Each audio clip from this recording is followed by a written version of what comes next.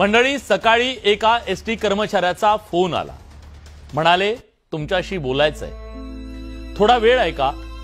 हो म्हणायला उशीर कर्मचाऱ्यानं आपलं गाऱ्हाण मांडायला सुरुवात केली। रोज मरे त्याला कोण रडे अशी आपल्याकडे एक म्हण आहे।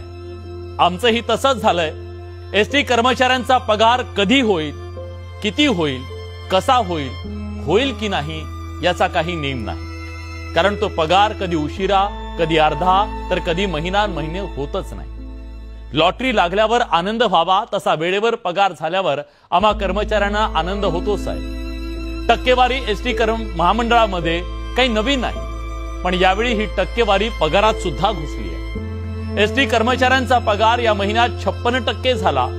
या ऐतिहासिक महान पगाराचा हा 56% आकडा कुठून आणि कसा आला असं लोक विचारतायत। अर्थ खात्यानं रतन खत्री सारखा आकडा काढला की अब तक 56 सिनेमा पाहून अधिकारी इन्स्पायर झालेत असा सवाल अनेकांना पडलाय। त्या कर्मचाऱ्यानेही तोच सवाल विचारला। म्हणाला, यावेळी अर्धाच पगार जमा झाला। साहेब, संसाराचा गाडा म्हटल्यावर त्यात काय नसतं? लेकरांची शिक्षण आहेत, घर खर्च आहे, रूम भाडा आहे, EMI आहे, आजारपण आहे, येणार जाणार, सणवार, सगळंच तर असतं। सांगणा अर्ध्या पगारात आता कसं भागवायचं? आधी तुटपुंजा पगार, त्यात व्यवस्थापनाच्या मनमानी कारभारानं आमची पत घसरली आहे। सरकारच्या रुपयासारखी कर्मचारी कोसळून पडतोय शेअर बाजारासारखा, आणि व्यवस्थापन मनमानी वागतंय ट्रम्प साहेबासारखं। सगळ्या अडीअडचणीत कुणाला पैसे मागितले तर लोक सरळ सांगतात, तुमच्या पगाराचा काही भरोसा नाही। पैसे कसे द्यायचे बाबा? कधी लोन मागायला बँकेत गेलं तर सॅलरी स्लिप बघून बँकवाले हसतात साहेब। कॉल सेंटर मध्ये बसून लोकांना फोन करून लोन घेता का म्हणून मागे लागणारे आम्हाला चुकून सुद्धा कधी फोन करत नाहीत साहेब। त्यांना माहित आहे मी एसटी कर्मचारी आहोत।